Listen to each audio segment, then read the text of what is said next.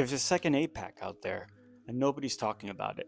It's the Cuban American Lobby. This is a small but influential group of Cuban American congresspeople and their lobbyists and wealthy elites in South Florida that are vying for the control of not just Cuba, but of Latin America as a whole. And the way this lobby started is actually kind of a crazy story. During the Cold War, the CIA saw an opportunity in the people who were fleeing Cuba. They recruited thousands of anti-Castro Cubans and basically turned them into CIA operatives.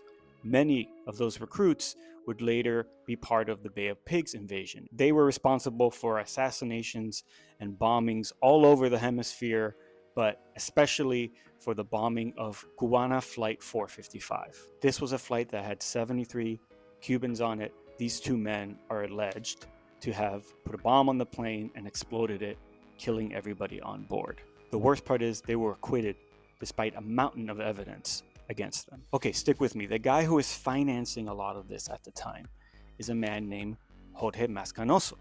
He had an intuition that they had to get away from this sort of outright violence and instead do what AIPAC was doing.